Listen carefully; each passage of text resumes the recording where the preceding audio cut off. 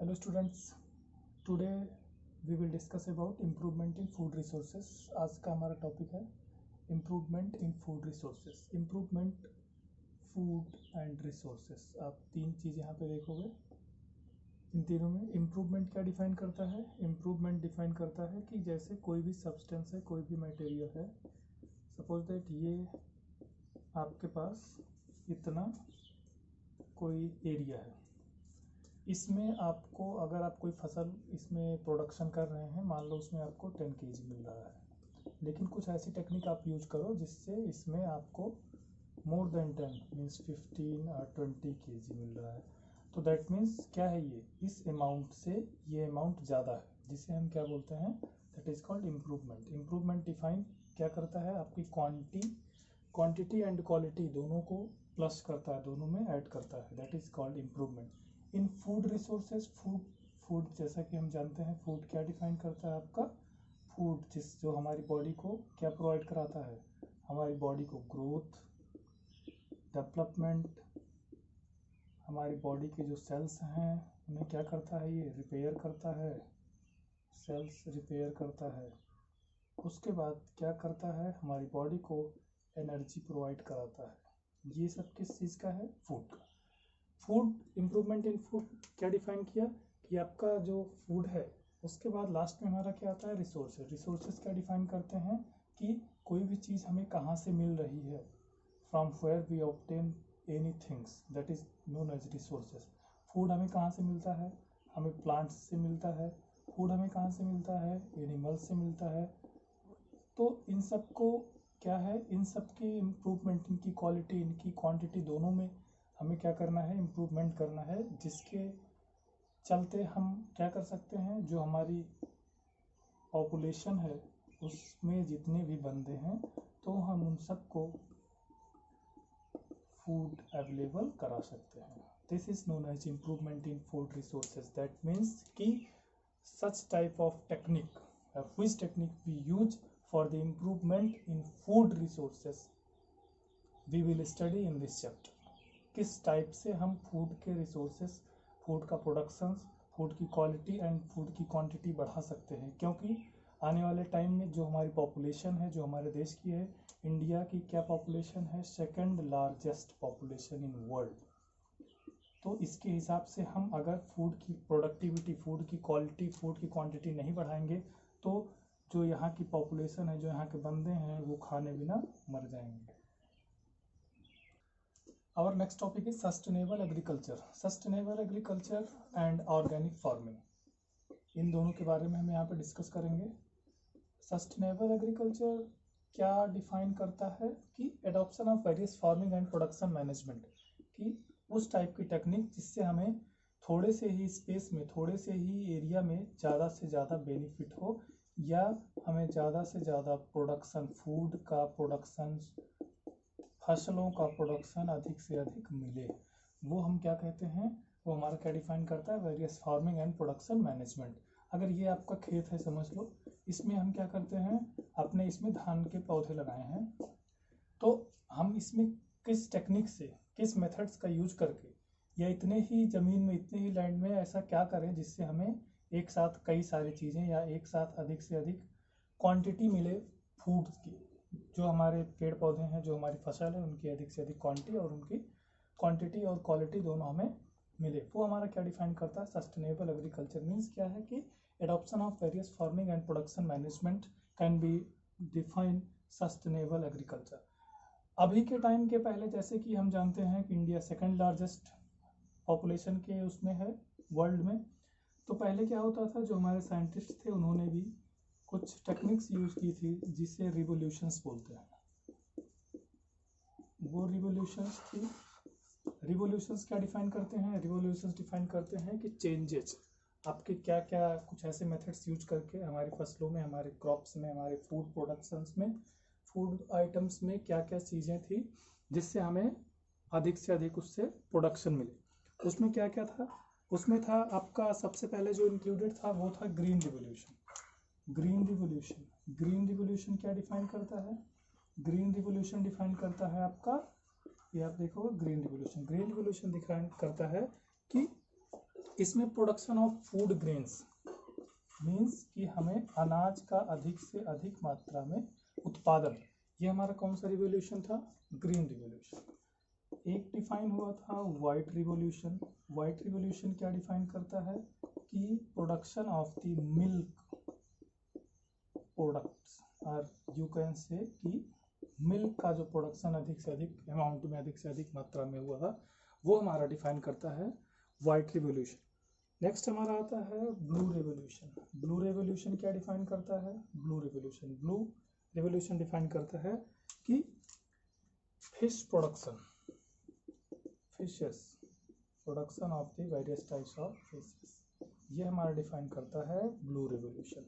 Next हमारा आता है आपका white, green, blue and yellow revolution. Yellow revolution आप सिंपल सा समझ सकते हो कि येलो रिवोल्यूशन ये डिफाइन, येलो रिवोल्यूशन क्या डिफाइन करता है आपका कि प्रोडक्शन ऑफ पल्सेस।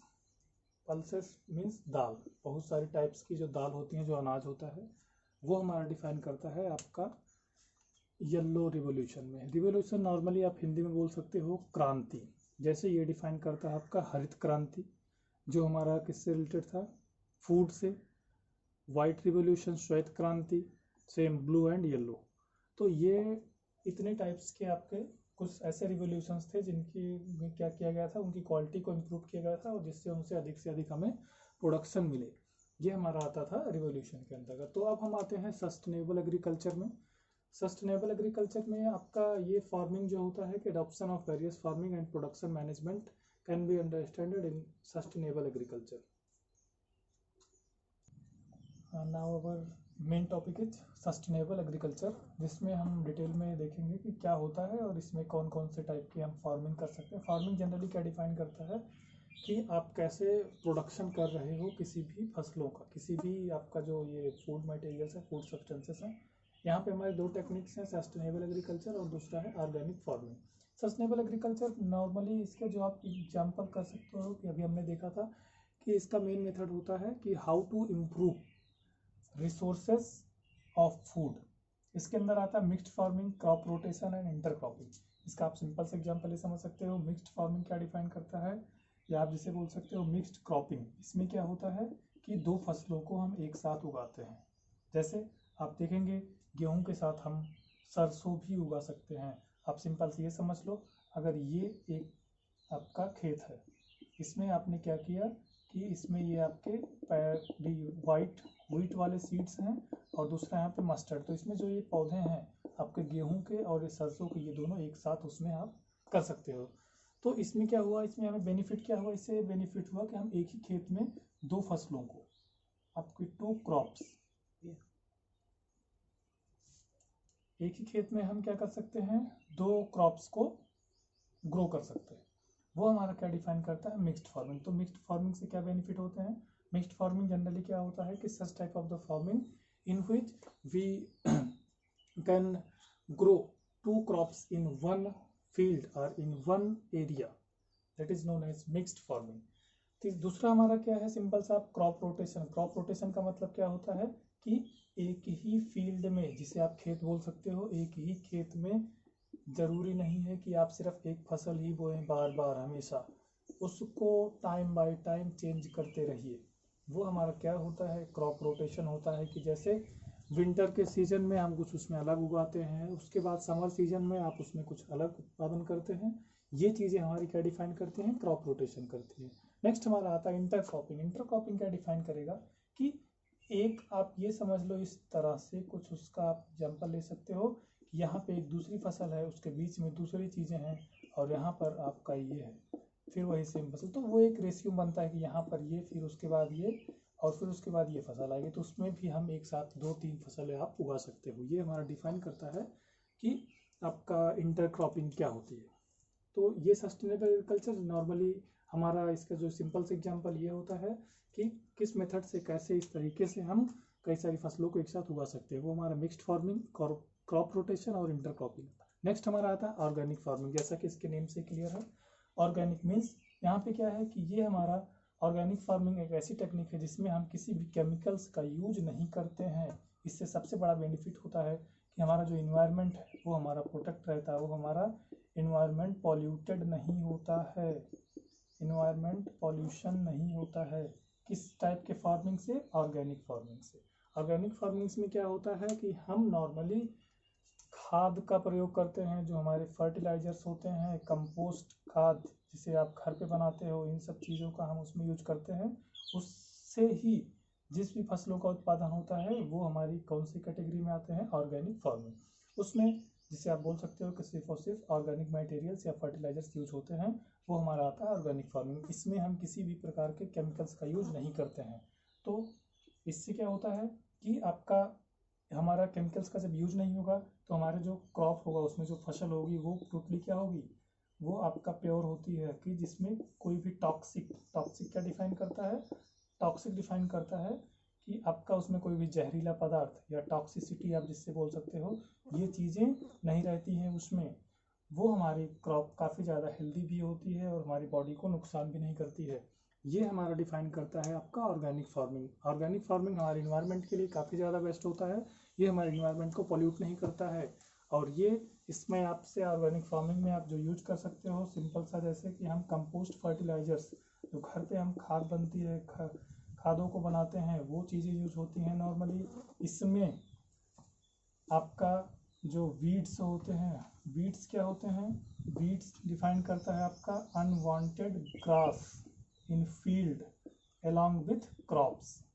वीड्स जो डिफाइन करता है, ये क्या होता है कि आपकी जो फसल होती है उस फसल के साथ, ये आपका खेत है, यहाँ पर ये आपके मेन फसल है, ये है मान लो धान का पौधा, इसमें हम देखेंगे ये हो गया हमारी फसल। अब इस फसल में अभी ये फसल पूरी क्लियर है, लेकिन बीच बीच में आप देखोगे कुछ उसमें कुछ ऐसे क्रॉप्स, ग्रास कुछ ऐसे उग जाती हैं। ये ग्रास क्या करती है, जब आप इसमें खाद डालते हैं, जब आप इसमें फर्टिलाइजर्स डालते हैं, तो ये भी क्या करती हैं? उसकी ताकत ले लेती है। तो इससे क्या होता है, हमारी जो फसल है, जो ये है हमारा मेन पौधा, ये उतना मजबूत, उतना प्रोडक्टिव नहीं होता। तो ये जो होते हैं इन्हें हम क्या बोलते हैं? वीड्स बोलते हैं। Unwanted grass which is found in field along with main crop, that is known as weeds. वो क्या होते हैं? वीड्स होते हैं, कि जैसी ऐसी घासें जो हमारी फसलों को नुकसान करती हैं, हमारी फसलों में उनके साथ ही उगती हैं, वो हमारी कहलाती हैं वीड्स। इस वीड्स को यहाँ पर इस ऑर्गेनिक फार्मिंग में किसी भी केमिकल का यूज करके नहीं रिमूव करते हैं, इसको वो मैनुअली, जैसे आप समझ सकते हो, इस मैनुअली इस ग्रास को, जो ये वीड्स होते हैं, उनको ये उखाड़ देते हैं खेत से। वो हमारा प्रोसेस जो होता है वो आपका वीडीसाइड्स आप बोल सकते हो, या वीडिंग जो प्रोसेस कहलाता है। Our next topic is types of crop. Crop तो हमने पढ़ लिया अभी तक, बट हम अगर क्रॉप का आपको सिंपल सा एक लाइन डिफिनीशन देनी हो तो क्रॉप को आप क्या बोल सकते हो? क्रॉप्स क्या होते हैं नॉर्मली? ये क्या है? प्लांट्स हैं, ये पौधे हैं जो क्या करते हैं? जो हमें फूड प्रोवाइड करते हैं। कि जो कि आप सिंपल से ये बोल सकते हो, crops are such type of plant which are cultivated by humans for food, fodder, fibre, flowers, timber etcetera. That means plants क्या है कि such type of plant, sorry, crops क्या है? Such type of plants which are cultivated, such type of plants which are cultivated. अब cultivated क्या होता है? Cultivated का मतलब ये होता है कि जो भी कल्टीवेटेड बाय ह्यूमंस, उसको कल्टीवेशन डिफाइन करता है कि किसी भी क्रॉप का उत्पादन कैसे आप करते हो, उसके लिए क्या करना पड़ता है? वो पौधों को, उसके सीड्स जो होते हैं उसकी स्वीविंग होती है, उसके बाद फिर आपको पौधे बड़े होते हैं, इरिगेशन होता है, फिर हार्वेस्टिंग होती है। ये सारा प्रोसेस किसके अंदर आता है? आपका कल्टीवेशन के अंदर। तो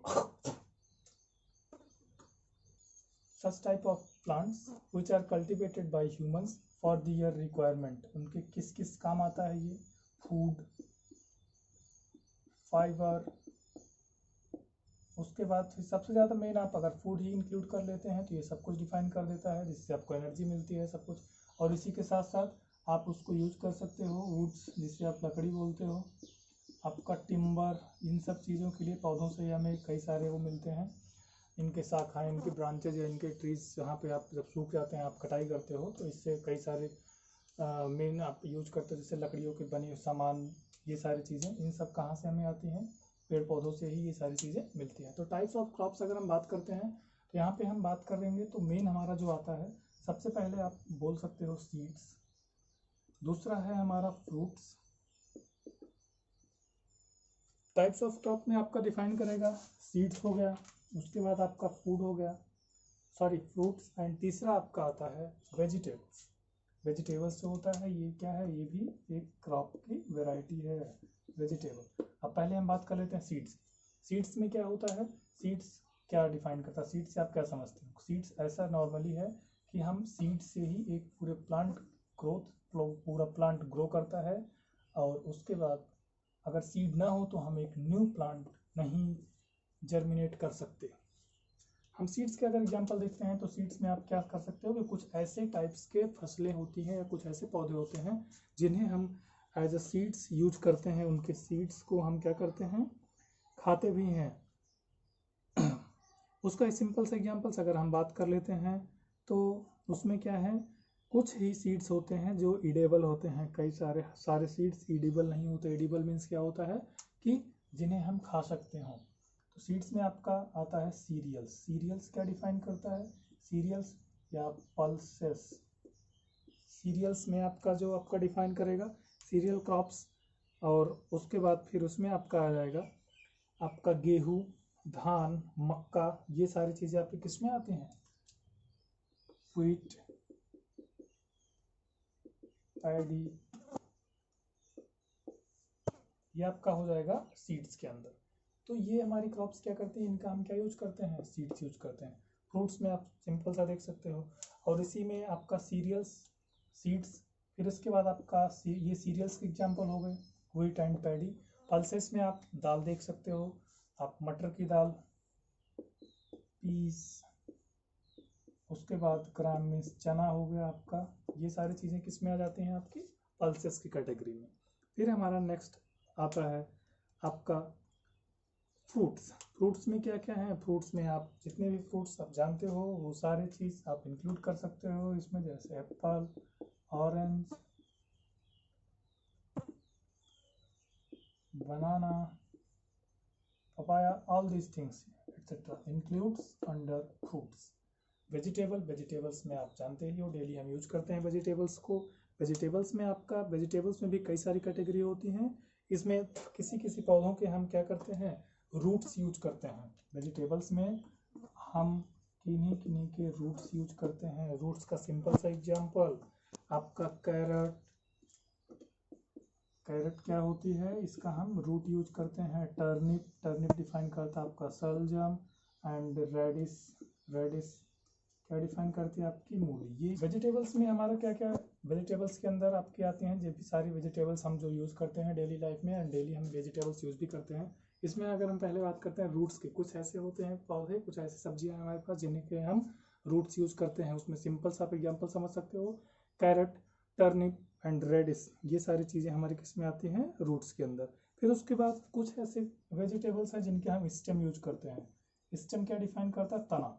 हम पिछले भी वीडियोज में, पिछले भी चैप्टर्स में पढ़ चुके हैं। ये एक पूरे स्ट्रक्चर, एक प्लांट का स्टेम क्या होता है, रूट्स क्या होते हैं, क्रॉप, उसके बाद फिर उसके लीव्स कहाँ पर कैसे होती हैं, ये सारी चीज़ें हम पढ़ चुके हैं। तो अब कुछ ऐसे पौधे हैं जिनके हम स्टेम यूज करते हैं। स्टेम में आपका सिंपल सा, जैसे कि आप stems of some plants such as mustard, bamboo, banana, ये सारे कैसे यूज किए जाते हैं? वेजिटेबल्स के लिए। इसमें क्या है आपका मस्टर्ड, बनाना, ये सारे इंक्लूड होते हैं स्टेम में।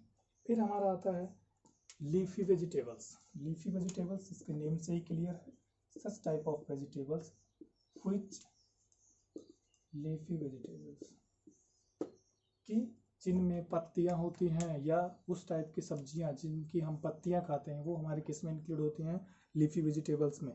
सिंपल सा एग्जांपल आप ये समझ सकते हो, आपका पालक, उसके बाद फिर क्या होती है? सरसों, सरसों की पत्तियों का भी हम साग बनाते हैं। उसके बाद स्पिनच, पत्ता गोभी, ये सारी चीज़ें किस में आती हैं? आपकी लीफी वेजिटेबल्स में, ये हमारा हो गया मतलब कि पत्तियों की जो सब्जियां होती हैं वो सारी आती हैं लीफी वेजिटेबल्स में। नेक्स्ट हमारा है, हम बात कर सकते हैं फ्रूट वेजिटेबल्स की। फ्रूट वेजिटेबल्स क्या होते हैं, ये आपका हो गया लीफी वेजिटेबल्स। फिर आता है फ्रूट वेजिटेबल्स, ये बेसिकली होते हैं फ्रूट्स ही, बट हम इन्हें एज वेजिटेबल भी यूज़ करते हैं। इनका सिंपल सा एग्जांपल है आपका tomato, pumpkin, brinjal, jackfruit, bitter gourd, bottle gourd. That means so many such type of the vegetables that include under fruit vegetables. Now next topic is crop seasons. Crop seasons क्या define करता है, जैसे कि name से clear है और हम जानते भी हैं कि हमारे यहाँ पे जो हमारा इन्वायरमेंट होता है, जो हमारा मौसम है, टाइम बाय टाइम चेंज होता रहता है। उसके हिसाब से हम फसलों को भी चेंज करते रहते हैं, क्योंकि एक फसल सारे मौसम में नहीं उग सकती है। इसलिए हम यहाँ पे बात करते हैं कि क्रॉप सीजन्स की। क्रॉप सीजन्स क्या होता है, crop seasons, seasons normally define करता है आपका वेदर, कैसा मौसम है, कैसे सीजन है। अगर हम बात करते हैं तो आप देखोगे कि नवंबर से अगर हम फेब या मार्च तक बात कर लेते हैं तो ये हमारा कैसा है, नॉर्मली ये होता है विंटर सीजन। इसके बाद नवंबर से मार्च, मार्च से फिर हमारा मई जून, ये इंक्लूड कर लेता है आपका समर सीजन। फिर उसके बाद जुलाई या जून लास्ट, आप वहाँ से स्टार्ट कर सकते हो, सितंबर, ये सारा हमारा किस में आ जाता है, रेनी सीजन में। तो ऐसे ही हमारा मौसम चेंज होता रहता है, उसके हिसाब से हमें क्या होता है, फसलों को भी चेंज करना होता है। अभी हम यहाँ पे बात करेंगे जो हमारी क्रॉप सीजन्स हैं, ये दो टाइप के हैं, एक होता है खरीफ और दूसरा है हमारा रबी। खरीफ क्रॉप्स, खरीफ क्रॉप्स, खरीफ क्रॉप्स क्या होती हैं, खरीफ क्रॉप्स जिन्हें हम बोल सकते हो, ये these crops grow during rainy season. ये कब ग्रो करती हैं, बरसात के मौसम में, रेनी सीजन्स में ये ग्रो करती हैं। ये क्रॉप्स क्या कहलाती हैं, खरीफ क्रॉप्स कहलाती हैं। सिंपल सा एग्जांपल आप देख सकते हो कि इनका जो सीजन होता है उसे हम नॉर्मली जून से अक्टूबर तक मानते हैं, जून टू अक्टूबर, ये हमारी होती हैं खरीफ क्रॉप्स, जून से अक्टूबर तक। इसमें क्या होता है कि आप अगर इसमें हम बात करते हैं, इसका आप सिंपल सा ये देख सकते हो, सबसे ज़्यादा मेजॉरिटी जिस प्लांट की होती है वो होती है धान, उसके बाद मक्का, मूंगफली, सोयाबीन, अरहर, उड़द, मूंग, ये सारी वेजिटेबल्स होती हैं, ये हमारी आती हैं खरीफ क्रॉप्स। मीन्स जो ये गर्मी में उगने वाले पौधे हैं, इसका आप सिंपल सा एग्जांपल आप पैडी समझ लो, धान ये हुआ आपका, उसके बाद उड़द, अरहर, ये सारे किसमें एग्जाम्पल्स हैं, किसमें कौन से सीजन्स में होते हैं, खरीफ सीजन। दूसरा हमारा आता है rabi, rabi crops. Rabi crops means such type of the crops which are cultivated or which grow during winter, during winter। ये कब ग्रो होती हैं, ठंडी के टाइम पे। उस टाइप की क्रॉप्स जो ठंडियों में उगती हैं वो हमारी कहलाती हैं रबी क्रॉप्स। इसमें आप सिंपल से एग्जांपल देख सकते हो, आपका इसमें आता है व्हीट, व्हीट क्या डिफाइन करता है, गेहूँ। उसके बाद आपकी पीस आती हैं, पीस, मस्टर्ड, ये सारी चीज़ें किसमें आपके, चना, ये सब कुछ आप किसमें इंक्लूड करते हो, ये सारी हमारी डिफाइन करती हैं रबी के फसल को।